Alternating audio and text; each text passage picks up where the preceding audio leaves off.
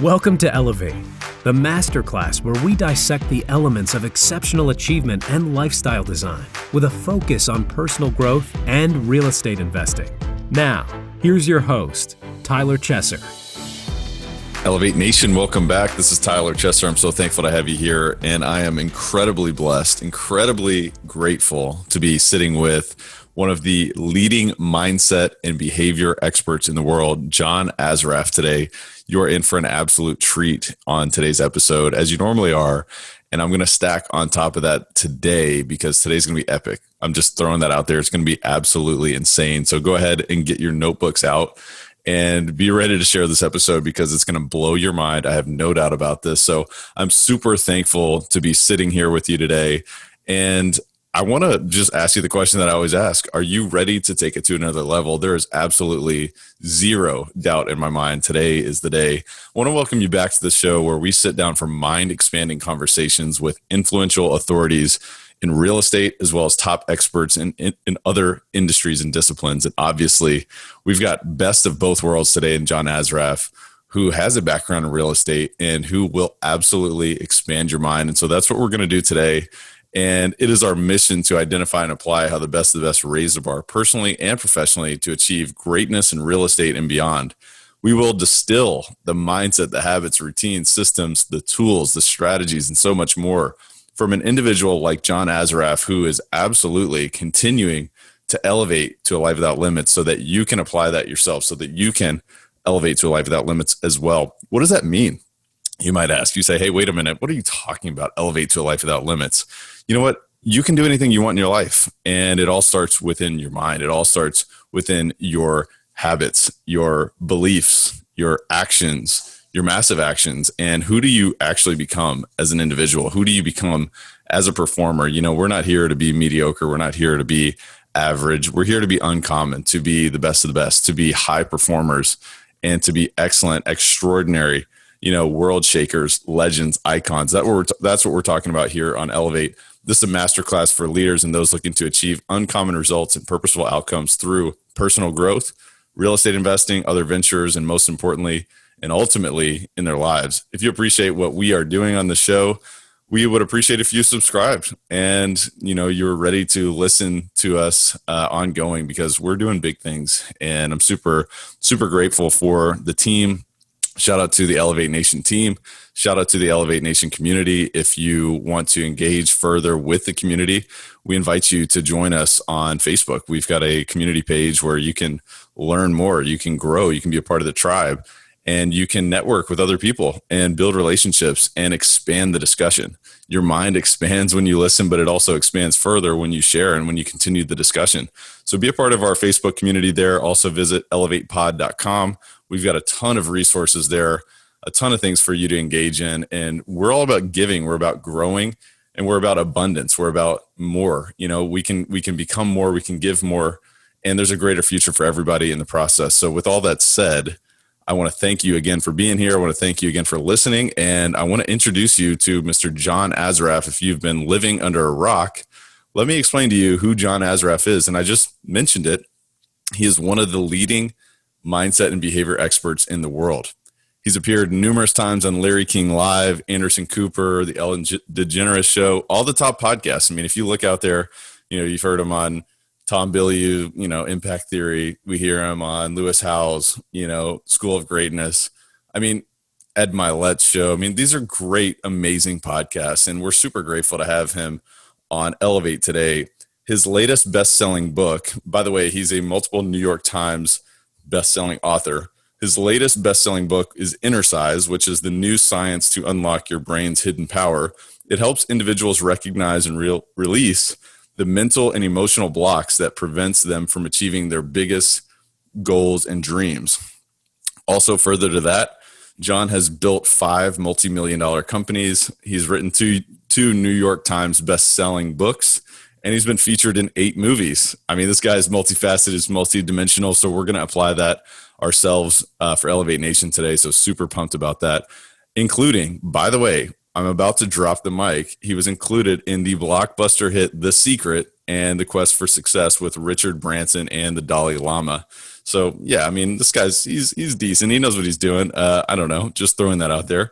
Today, he is the founder and CEO of NeuroGym, a company dedicated to using the most advanced technologies and evidence-based brain training methods to help individuals unleash their fullest potential and maximize their results. I mean, my goodness, I could go on and on and on. I mean, this is an individual who you definitely want to place your full attention on today.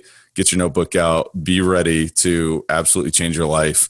And with all that said, I want to introduce you to John Assaraf, and I want to welcome you to enjoy this amazing discussion with this world shaker, this legend, this icon. John, welcome to the show, sir. How are you? I'm doing great, Tyler. How are you?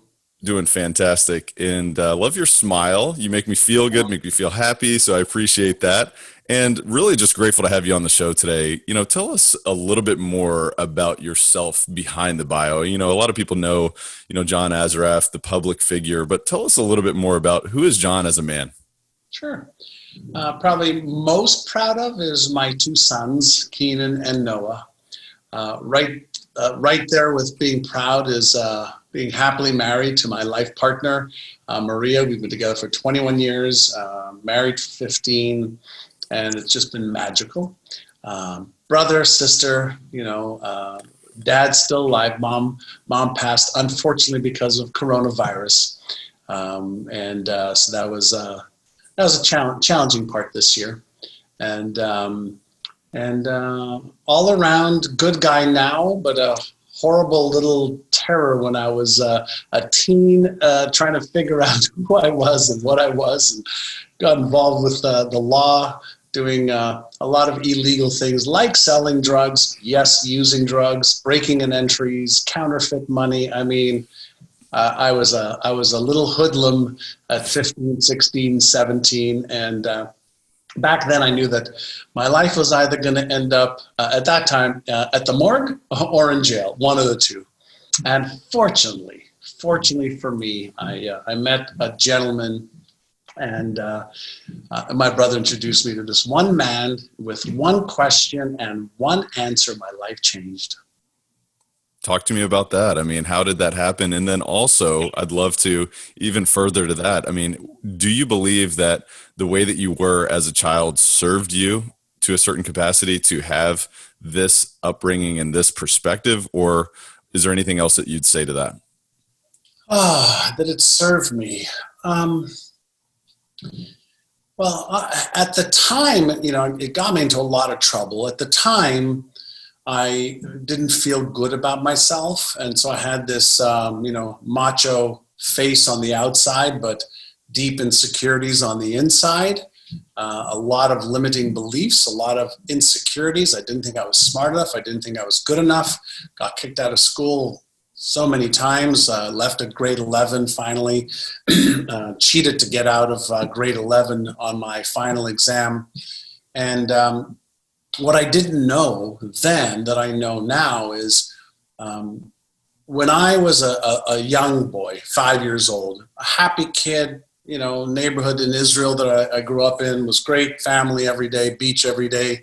When I moved from Israel to Montreal at 5.5, I was in kindergarten in Israel, went to grade 1 when I got to Montreal. And for the first 2 years of my life, I was in a group of kids with, 50 kids in a classroom, which was normal back there in Montreal. Everybody was either, they spoke English or they spoke French. And then there were the immigrants like me who were looking at each other or looking up at the wall, wondering what the F are we doing here? And I fell 2 years behind right off the bat. I didn't understand the language and didn't fit in.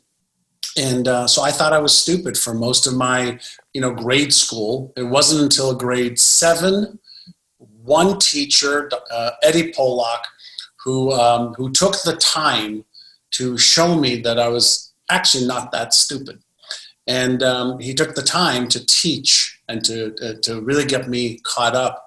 But by that time, I already had some self-image issues. And so I just got involved with a group of kids who were adept at shoplifting and adept at doing things that were illegal. So I could make a little bit of money in my pocket and I started working at the local pharmacy, cleaning the floors and the counters, working at the local grocery store, delivering groceries on bike, and working at a local bakery, and working at a local dry cleaners, pressing clothes at 12, 13, 14 years old, just so I can help my family with some money. I can have a little bit of money in my pocket. So all that I think was great. And because of being so insecure and doing the things I did as a kid, I got into trouble. My brother said, hey, listen, man, you're going to die or go to jail. You got to do something. And I knew he was right. I mean, I knew he was right. It's like, you don't have to be a rocket scientist to figure out that you can't keep going to the detention centers. And so he introduced me to this one guy who was a very successful real estate entrepreneur. He, at the time, his name is Mr. Brown. At the time, he had 7 real estate offices, maybe I think 500, 600, 700 agents, making millions and millions of dollars a year, a philanthropist, just a beautiful human being. And my brother arranged for me to have lunch with him. So I took the train from Montreal, where I live, to Toronto. And I got there like 11 o'clock in the morning. My brother picked me up at the train station, went to lunch, and there's this white-haired man, in shape, dressed to the nines, very, very, very gentle and kind. And we sat down and we ordered some lunch. And he's asked me, like, why are you doing what you're doing? Why are you getting in trouble? Blah, blah, blah, blah, blah. And I was like, fuck, my dad asks me this stuff all the time. So I don't want to hear this. And then he asked me, what do you want? Like, what do you want to achieve? I'm like, listen, I'd like to get a better paying job because I was making $1.65 at the shipping department. I'd like to buy a car, kind of be nice, I'm like 19. I'd like to move out of my parents' house because, they're not happily married and it's not fun in there. And he goes, well, that's all basic stuff. That's what every 19 and 20 and 25-year-old want. What do you want more than that? And I said, well, I don't know. He says, well, can you do me a favor? And I said, sure. And he gave me this document. It's actually about 5-6 pages. And it was and this is going to age me a little bit, right? It was the 1980 goal setting guide. You weren't even born. It was 40 years ago. 40 years ago. So I'll be 59. So 40 years ago. So the first question on this document, I'm 19. First question is, what age do you want to retire at? I'm like, what do you mean retire? I want to start working. Forget about retiring. Second question, how much net worth do you want to have? And I remember looking at that question, and I said, excuse me, Mr. Brown, what's net worth? Third question, what kind of lifestyle do you want? That was easy. Mercedes, house, jets, yachts, etc. And I answered a whole bunch of these questions, gave him the document. And he looked at it and he goes, hey, these are some pretty vivid goals and dreams you have. He said, I'm going to ask you a question. Oh, wait, before that, he asked me, where did you get these ideas? I said, well, there's a TV show called Lifestyles of the Rich and Famous. and I'd like to have a life like that. And he goes, oh, great, that's a good dream. He said, I'm going to ask you one question.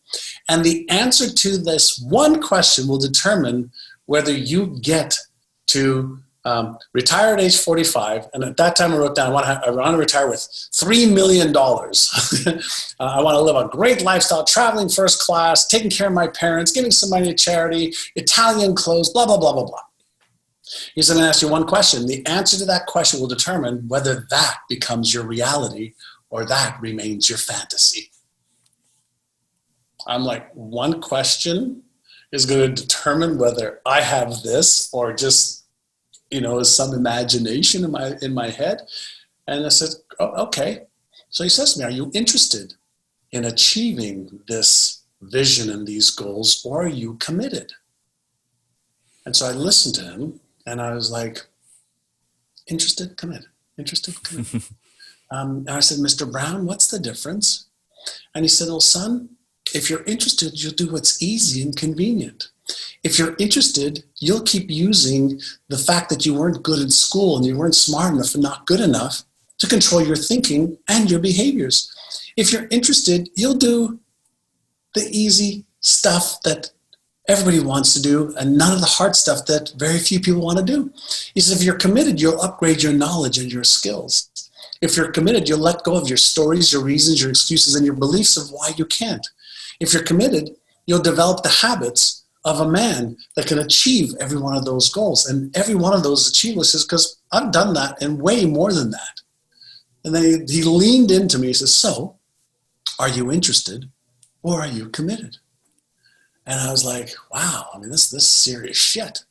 And so out of my mouth, Tyler, I don't know why, but out of my mouth said, well, I'm committed.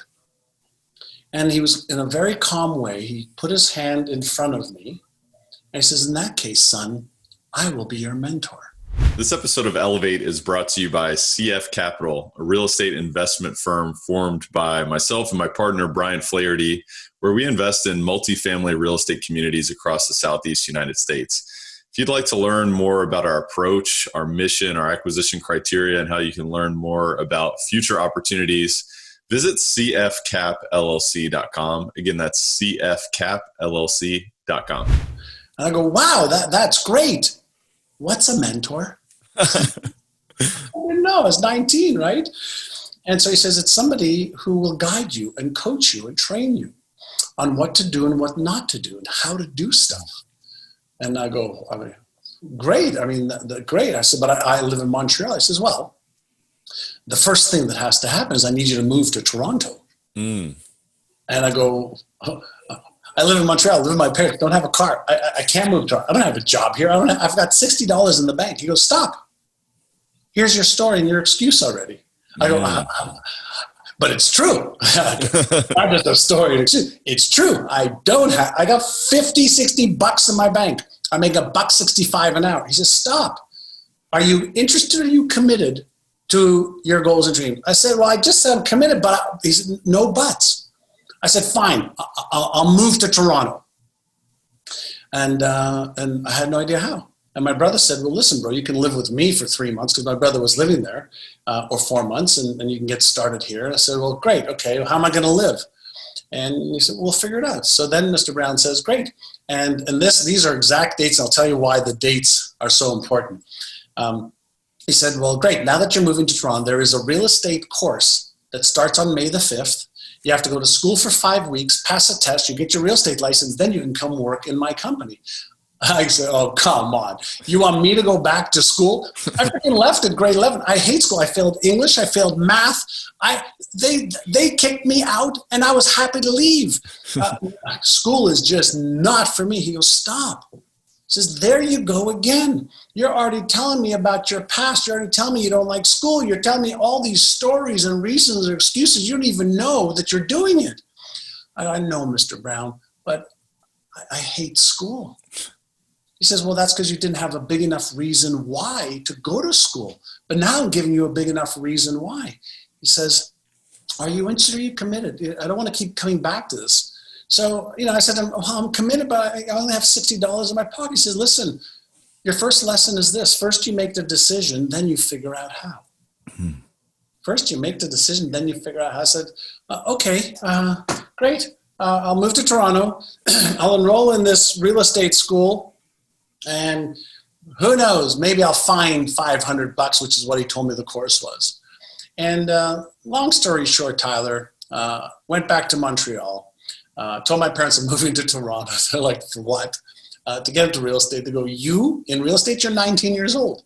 Like, who's going to buy real estate from you? You can't even wipe your own ass. You still need diapers, basically. And my sister lent me like $100. My father lent me like $300. I had $60. My brother lent me the rest. Signed up for the real estate school. May 5th, 1980, enrolled. Studied my ass off for 5 weeks with Mr. Brown's help. June 20th, I got my real estate certificate. I was one of the proudest people on earth. Do you know why? To get out of high school, grade 11, one of my friends, Ted, helped me cheat on the final exam. And he had helped me cheat on many other exams during the year in different classes that he was in with me. And this was the first test I had passed on my own. That was the first time I really felt proud, and maybe I wasn't so stupid after all. That's awesome, man. Thank you so much for that story. One thing I find so interesting about the story is when you went back to talk to your parents and tell them what you were doing, and they said, "Come on, you can't do that. Like, who's going to buy a house from you? You're 19 years old." It's really interesting to me because it illustrates a bit of where we get our stories from, right? From our environment, from our upbringing. Could you talk a little bit more about limiting beliefs and where those maybe things that you've uncovered through your studies and through your work now, where they come from? Sure. I mean, you listen, I didn't do well in school, so they're trying to protect me because you don't do well in school.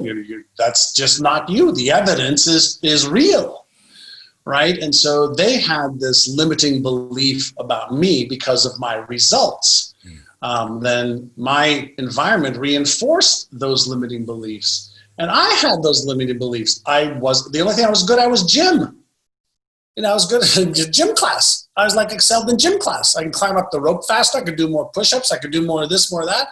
But everything else was oh my gosh, who fails English in grade 6 and 7? So my father was a cab driver, worked really, really, really hard. And I saw him working really, really, really, really hard for very, very, very, very little. So I had this idea in my head that working hard is not where it's at. So that I knew because, a lot of people work hard and don't do well. My mother worked as a seamstress in a local department store, and their life was limited. My mother went to grade 3. My father went to grade 5 before they had to go to work. And they believed that if you didn't go to college, then you're going to be limited in what you do. That was their paradigm. That's what I believed. That's what I was told in school. And so here I am working in the shipping department, cheated to get out of high school, don't feel smart enough, don't feel good enough. I'm too young to get into real estate. Real estate. Who is going to buy a house from a 19-year-old? Who is going to sell a house through a 19-year-old? And so all of these limiting beliefs that I was born into because of my parents' scenario. So they had limiting beliefs. And so they passed on those limiting beliefs to me. They had scarcity mindset. So they initially passed a scarcity mindset to me. In order to have abundance, I thought I had to do things illegally to have abundance. So that's just what I thought, because that's what the other kids in my neighborhood did as well, because that's the neighborhood we lived in, and some of us did that.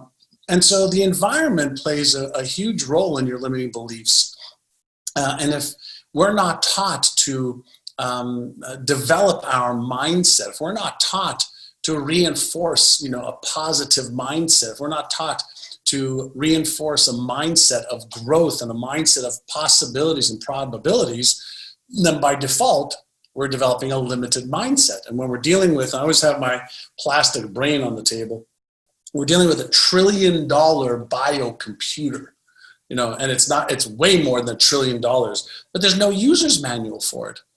And so, when Mr. Brown sat me down the first day at work, and he had me look at the goals that I had set and rewrite them clear with more precision, with the vision and the goals and when I would achieve them by, that was the first part of him showing me that I need to focus on some goals, whether I knew how to achieve them or not. And then he asked me, what do you need to believe in order to achieve those goals?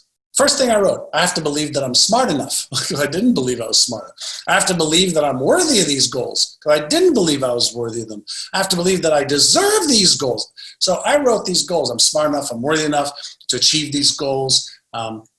He taught me the power of affirmations and declarations, but not just writing them out and stick them in your drawer. Every day when I came into the office, every day, the first thing that I did and a couple of the other young agents, June 20th, 1980, was we would look at our vision and our goals, and then we would read our affirmations out loud. It was so fucking embarrassing to read these, I am so worthy and I'm so smart. And it's like part of my brain's going, oh, no, you're not.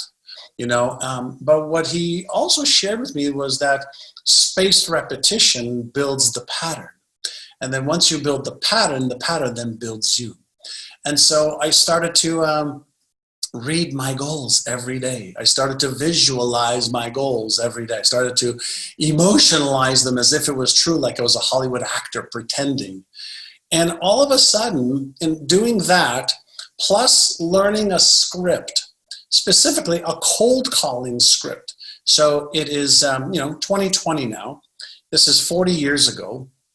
First script I ever learned was, hi, this is John Assaraf with Allen Brown Real Estate. We have somebody who's looking to buy a home in the neighborhood. Have you thought about making a move? If they said yes, I had the next script. If they said no, I had the next script. And in doing that, cold calling 100 people a day, I made $31,000 when I was 19, $6,000 more than my father.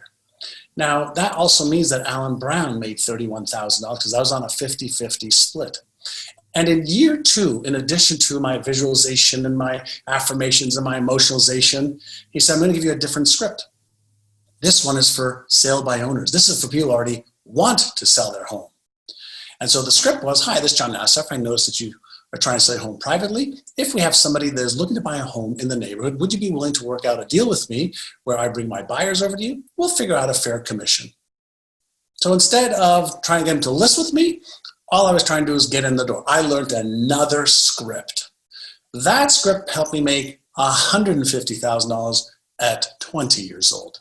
Wow. So I didn't just learn the inner game, I learned the outer game of precision.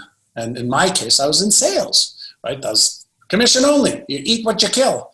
So what Mr. Brown did for me back then, and this has been a lifelong study now for 40 years, is he taught me how to retrain my brain. My brain had been trained to have limiting beliefs and limiting stories and excuses and reasons and meanings that I gave things that just weren't true.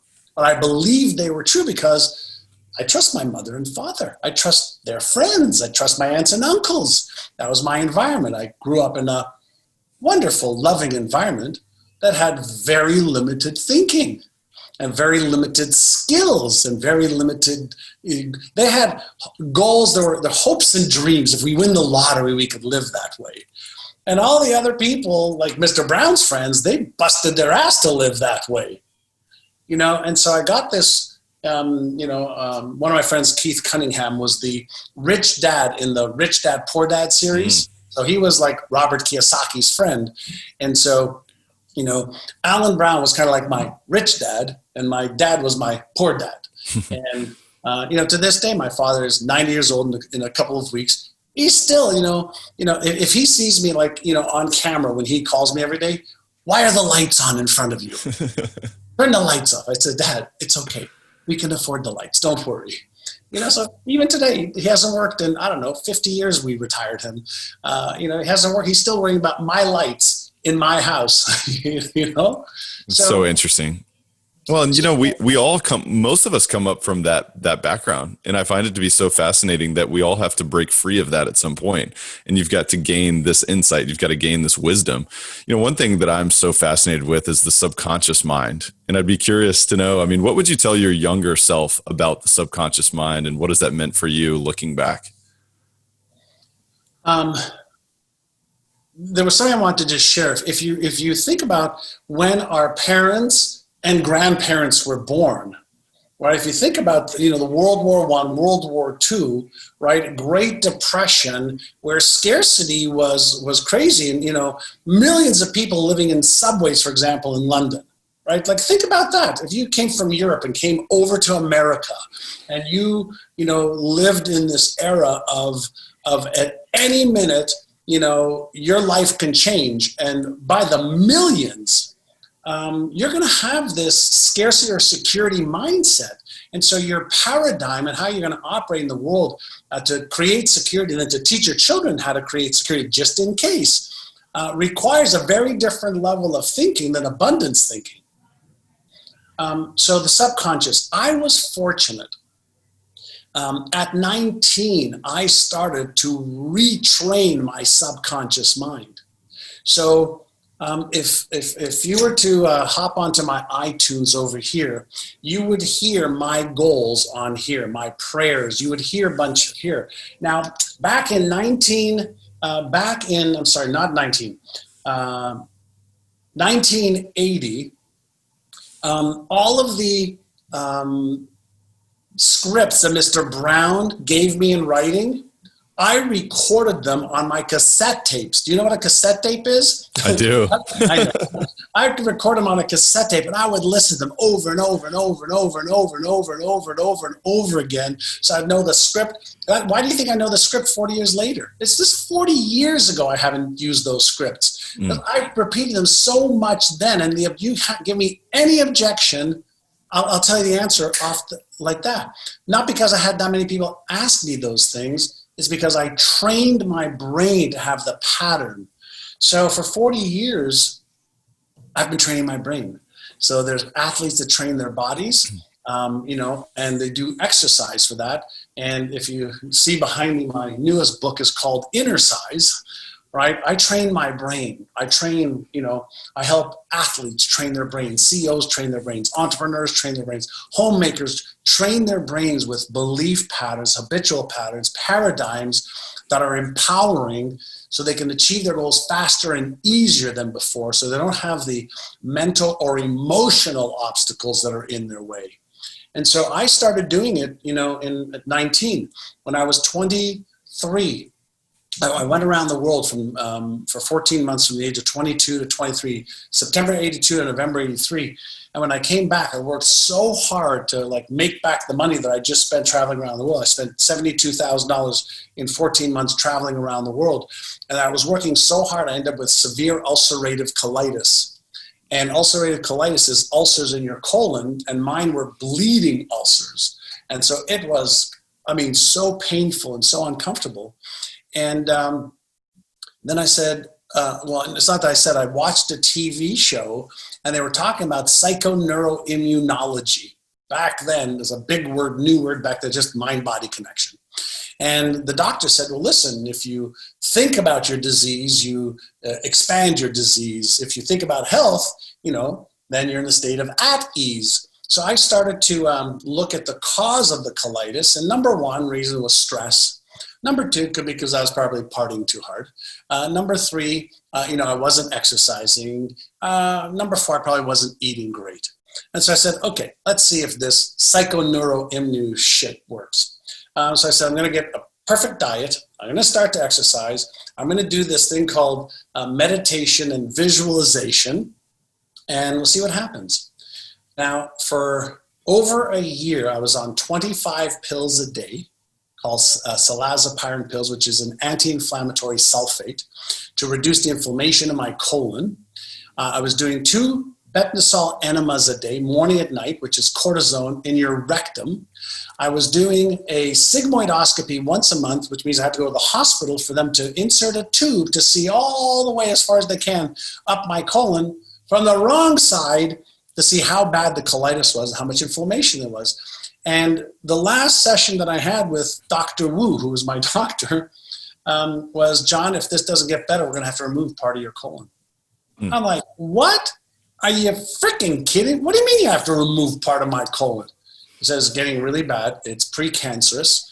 And I'm like, holy shit, no pun intended. And so then I saw this TV show, and I just got serious. And 5 weeks later, I have a health affirmation. My body and all its organs were created by the infinite intelligence of my subconscious mind. It created all my muscles, bones, tissues, and organs. It knows how to heal me. It knows how to make me perfectly whole right now. Magnificent are the creative forces that lie within me. I am now perfectly healthy. I have it written down over there. I listen to it almost every single day. I teach it to people all over the world. And by doing just a little bit of this, 5 weeks later, all symptoms gone. Gone. No more pills, no more enemas, no more sigmoidoscopies. And when I went to the doctor for the final sigmoidoscopy, he says, oh, everything's healed. I want you still on the pills. And I said to Dr. Wu, I said, you don't get this. I fixed the cause. You're wanting to treat the symptom. I've not been on any medication for the last 40 years. That's incredible. So when we talk about the power of the subconscious mind, I know a little bit about it. I helped, grow my company to 4.5 billion a year in sales, and my salespeople increased their incomes, their average income. I had 1,200 salespeople, average income before retraining brain, 38,000 a year. 2 years later, retraining your brain, $128,000 a year. Work on the inner game. More than you work on the outer game, you can achieve success in every area of your life. Health, wealth, relationships, career, business, finances, doesn't make a difference. Subconscious is the power center. It's amazing. It's a beautiful thing too. And I love that you say you train the inner game more than the outer game, but you also don't neglect the outer game. One thing that I know that you talk about is Goya, get off your ass, right? And you were talking about the scripts. It's like, look, we've got to train within, but we've also got to be prepared to show up. And, so the inner training allows you to show up. Could you talk a little bit more about that? Well, the law of Goya, and the law of attraction that a lot of people think is, think, believe, and you'll achieve is just a bunch of bullshit. It's think, believe, get off your ass and do the right thing in the right order at the right time, and you'll achieve. You can be very, very, very busy doing the wrong things and successfully elude you. On my desk and all over my office, I have a bunch of Rubik's Cubes. This one is, take you 24 hours if you're good to do this. And I have a bunch of 2x2, 3x3, 4x4, 5x5, 6x6, 7x7s there. And for the average person who takes even a 2x2 Rubik's Cube, I will bet $1,000 with 100 people that they can't sit there for an hour and solve it. 2x2. And I'll probably lose 3 or maybe 2 out of 100. And I'll make 97 out of 100 bets come in my favor. How? A Rubik's Cube is based on algorithms, right? So you need to know which colors to get on the top first, or on the top first, and then what happens to the bottom. And if you learn 7 moves for a 2x2, you can solve it in seconds. But if you don't learn the 7 algorithms, you can spend 70 days trying to figure it out. And there's so many combinations to do it. So whenever we're trying to solve a health issue, relationship issue, money issue, business issue, we already know the algorithms for just about anything that anybody listening to you and me right now wants to achieve. The how-to is the easiest freaking part of the equation. Now, if you don't know the how-to, then you're going to be trying to figure it out. You're going to be sitting there with your Rubik's Cube trying to figure it out instead of getting the damn algorithm and just doing the algorithm.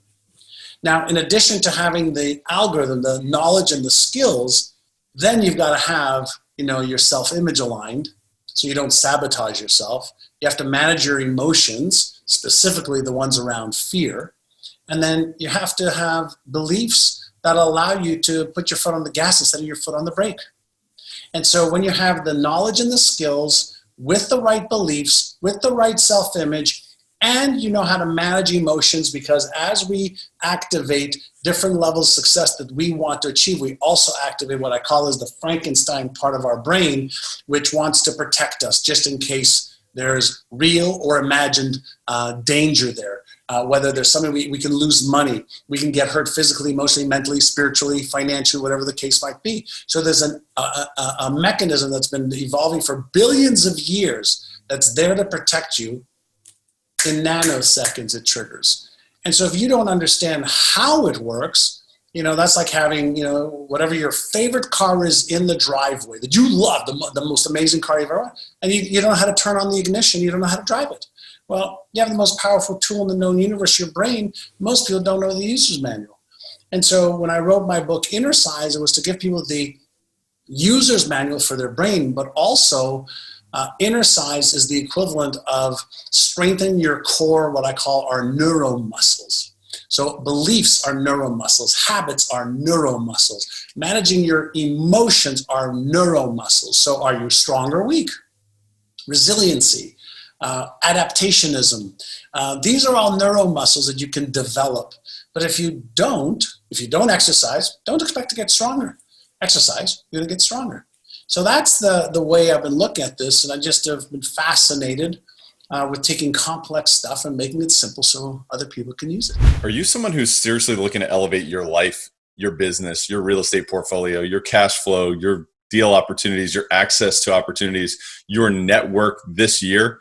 Well, if that's you, then I invite you to visit coachwithtyler.com, because I'm currently opening up a few coaching spots for people like you who want to close the gap from where you are to where you want to be, and really, expand that beyond your wildest dreams and explode your business, explode your deal opportunities, explode your vision for what you're looking to create. If that's you, I invite you to visit coachwithtyler.com. I really have to tell you that this is not for everyone. This is only for those who are decisive. They're committed. They're willing to do whatever it takes. They're willing to invest time, energy, and resources into themselves to get to where they want to be and to live a life without limits, to elevate to a life without limits, which is really what we're all about on this show. If that is you, again, I invite you to visit coachwithtyler.com. Again, that's coachwithtyler.com.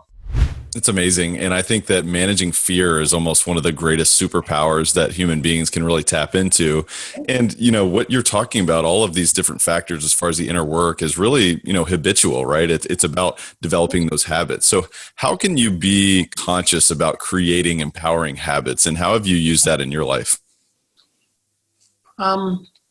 So first and foremost, everybody is already 100% disciplined to their habits. So we weren't born with any habits. We weren't born with any beliefs. We weren't born with any ideas if something was good or bad, or whether we were worthy or not. None, zero. Which means that they got developed in our brain as in the form of neural connections or patterns. So then the neural connections and patterns that are repeated move from conscious effort to subconscious patterns in the striatum specifically, and they activate either the fear center or the motivational center, and we're getting a little detailed there. So let's say you want to develop any pattern. What's the simplest part of that pattern? What's the simplest part? Let's say you want to develop a pattern. I want to drink more water. I want to develop a habit of drinking more water. Why not just start by putting a glass on your desk with water on it every day? How about that? Right? So first and foremost, to develop a pattern, reduce it to the ridiculously small first. So in the brain, there's a saying, slow is smooth and smooth is fast. Right? So first do something slowly and just a little bit, and then add intensity and complexity. So what most people do, I want to get in shape. Great, I'm going to exercise for an hour today, and I'm going to do it tomorrow and do it the next day. And your brain goes, hold on a second. You're using up way more energy than I want you to, because the third law of the brain is conservation of energy, and you're using more. So I'm going to start giving you rationalizations, or getting you to tell yourself, rationalize why you should stop, and you're too tired. You're going to eat that pizza and those potato chips and have an extra 4 beers today. I don't want to exercise. I want you to sit on the sofa. So the first law of developing a habit is to start a habit really, really small. So somebody wants to exercise. When my clients want to exercise, I don't care if you're a CEO, it makes no difference. 1 minute to 3 minutes every day. Can you commit to that? So first I want to get rid of the neural and emotional tension and reduce it to the ridiculous, so we don't have that fear center or the stress center activate. Once I can get you to commit to doing something for 1 minute or 3 minutes or 5 minutes, I said just 1 week, 1 day or 1 week. And so with all of my private clients, at 7 o'clock every night, they text me, I did my blank. So I create some accountability. So minimal behavior plus accountability times repetition. So first thing we do is 7 days. End of 7 days. Do you think you just built a confidence muscle that you said you're going to do something and you actually followed through? Yeah, freaking feel great. Can I increase the time? Sure. What do you think is like a reasonable amount of time I increase? Can we, do 5 minutes? Yeah, 5 minutes. 5 minutes a day, next 7 days, text me by 7 o'clock. Now, if I can get you to do that for 100 days, I can develop a habit. It takes, from a scientific perspective, Tyler, 66 days to 365 days to develop a neural pattern that goes from conscious effort to be part of what we call as the automatic self or the default mode network. So a habit is something you automatically default to in good times and especially in times of stress. So I want to reset the default mode network, right? So if you think about, I have a thermostat outside my home office here. I go, and I don't have voice activation. Or I go, hey, temperature change. Hey, psst, temperature change. It's not geared to work that way. Your brain isn't geared to work that way either. Yes, we can use some language patterns. Yes, we can use some visualization patterns. Yes, we can use some emotional patterns. And yes, we can use behavioral patterns to activate also. So if I can do the visualization and emotionalization sessions for 1 or 2 minutes before I do the behavior, now I'm integrating a couple different key areas of our brain. And so that's how you develop a habit. Reduce it to the ridiculous. Consistency and accountability. John, I tell you what, I mean, it's absolutely transformative. And I don't know about you, but I want to default to high performance. So what can I do to use this simple process and create what I want? How can I use this $1 trillion value brain that I have within my body? It's such a blessing, and be able to consciously direct it. So thank you so much for all of that and everything that you share with us today, that you have shared with us. And I want to be super respectful of your time. I want to go into our rapid fire section and get you on your way, because you've got some world to shake. You've got some lives to continue to change. So we're going to talk about the Rare Air questionnaire just briefly here. It's all about being uncommon. It's about defaulting to high performance. It's about everything that we've talked about today. John, being a prolific author yourself, I'm just curious to know if you had to point to 2 or 3 of the most impactful books that you've read over the past few years, what would those be? Oh my goodness. That's a real hard question for me, because I'm reading 10 at any given time. I understand. So it really just depends. Isaacson, Albert Einstein and Isaacson, fascinating. What's the one? I'm drawing a blank on. No problem. If you saw upstairs in my little den for reading, there's so many of them. I know. It's hard to think of just one. Well, and what you're actually illustrating for us is that leaders are readers. And so thank you again for that. And I agree with you wholeheartedly. Isaacson is such an amazing author. One of my favorites was Ben Franklin, the biography. It's just absolutely amazing. And it was so great to learn more about him and how he was. Da Vinci, phenomenal. Da Vinci. Oh, yeah. Phenomenal. Yeah, it's interesting. When we moved from our other home to where I am now, I had a library with 3,500 or 4,000 books, and I gave all but about 100 away. Wow. The library was great. It was beautiful. But I realized, it's like art, where I could be giving this knowledge away to others. And so I asked friends of mine, whoever wants to come and get books because they'll read them, come and get them. And it was really interesting how many people, it was a bunch came, and then how many people like, well, can you send them to me? Like, are you fucking kidding me? Like, seriously, come on. Give away my library, and you're gonna be lazy to go come and get the wisdom in them? Well, next time you do that, let me know. I will be there, my friend. That's amazing.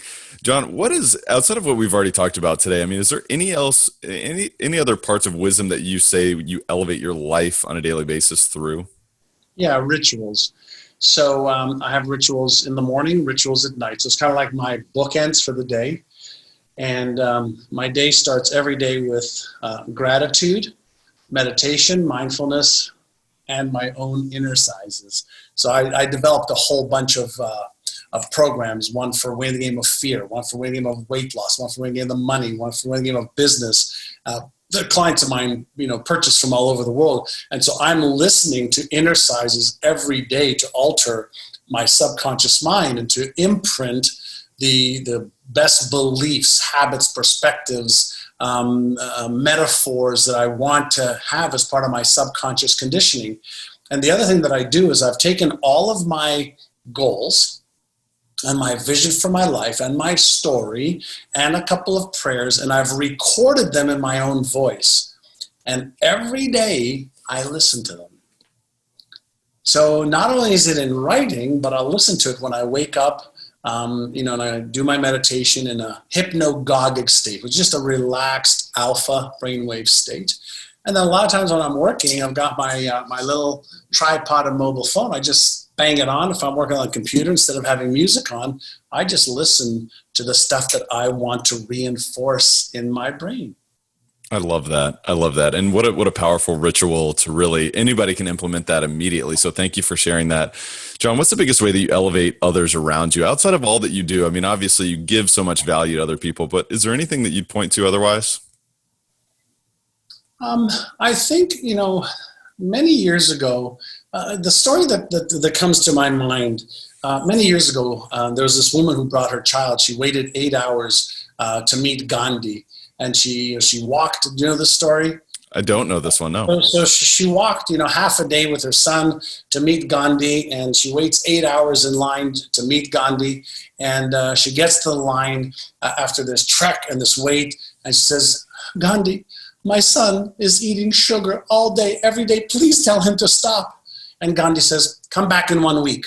So the lady's like, okay, she goes back, goes home, walks home. A week later, she walks 8 hours, waits 8 hours in line again. And she says, "Gandhi, last week you told me, to go home and come back in a week. My son's still eating sugar all day, every day." And Gandhi looks at the kid, he goes, "Stop eating sugar." And she goes, "Why did you tell me that last week?" And he says, "Because last week I was still eating sugar." So the point that I want to make, I'm a product of everything that I teach. I can point to you to things in my life that weren't working, that because I applied what I'm teaching. So 10 years ago, I was 238 pounds, 33% body fat, borderline hypertensive, all the remnants of stress and living a life that was a little too much in excess on wine and sugar and all that stuff. And I said, okay, for my 50th birthday, I'm going to take my brain training stuff and I'm going to win the game of weight loss, but I'm going to keep it off.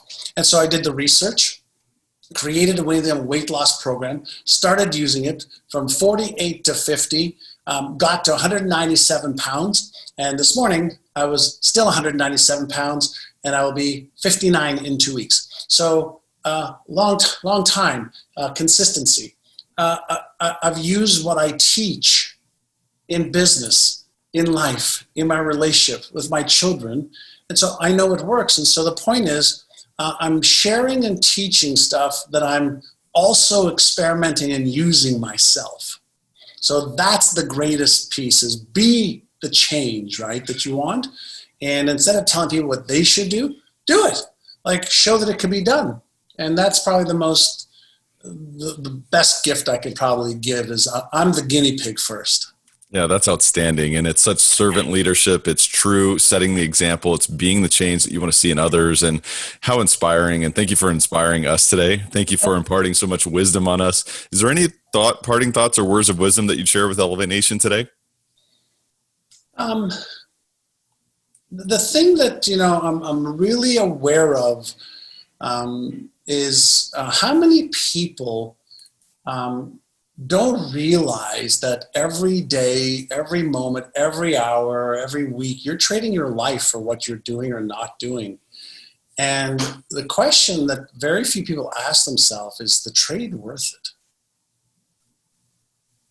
it? Is the trade worth it? Are you doing what you love with who you love, when you love, growing and developing and becoming more so you can give more and have more? It's the most precious gift of all is life. It's just, I'm in awe of it every day, but I'm also in awe of how many people squander time. It's like, so time's your asset. Think about life, about your time, about what am I doing? What am I not doing? Am I moving towards my goals and dreams? Am I focused on, am I worthy of the goals, or is that goal worthy of my life? Because you're trading your life for what you're doing. Is the trade worth it? There comes a point in every woman's and man's life that they look back. And Jim Rohn said, you're either going to look back and regret, right? Or you're going to look back, out of, happiness. And so do you want to look at your life out of regret and where you would have, could have, should have, or you did? Like, which do you want? Like, I refuse to come to my deathbed, if I have the option of reflecting, saying, why didn't I do that when I could have? I refuse. So I'm prepared to wake up every day, and as Jim Rohn said, pay the price of discipline so I don't have to pay the price of regret. My goodness, John. What an amazing way to end the show today. Is the trade worth it? It's a question that I know has changed the life of many people listening to the show today. So let that sink in. Let that change your life today. John, I just couldn't be more grateful for spending time with you today. And obviously the listeners will be able to find you through the show notes. We'll put links in everywhere how to find John. But John, tell the listeners a bit, maybe further, how they can engage with you further. Sure. So my company is myneurogym.com. And we do a lot of brain research and brain training programs and a lot of free training as well. Instagram, I'm on daily. Facebook fan page on. Twitter, I'm on. And just on all the social media channels. I love it. And yeah, you're awesome on social media. So you'll definitely want to go follow John there.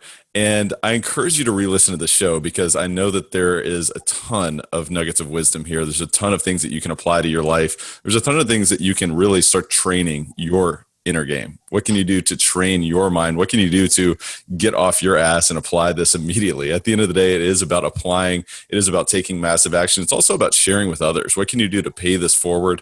Who do you know who would benefit from listening to this conversation, this life-changing conversation today? So tag them on social media, tag John, tag myself, tag Elevate Podcast, and pay it forward. And in the meantime, John, I just want to thank you again for being on the show. Thanks, Tyler. Have an awesome week. You do the same, my friend. And Elevate Nation, thank you so much for tuning in. We'll see you next time. Thank you for listening to Elevate. If you enjoyed this episode, be sure to rate, review, subscribe, and pay it forward by sharing with a friend. Most importantly, take this opportunity to elevate your results by taking immediate action on what you learned. For more, visit elevatepod.com.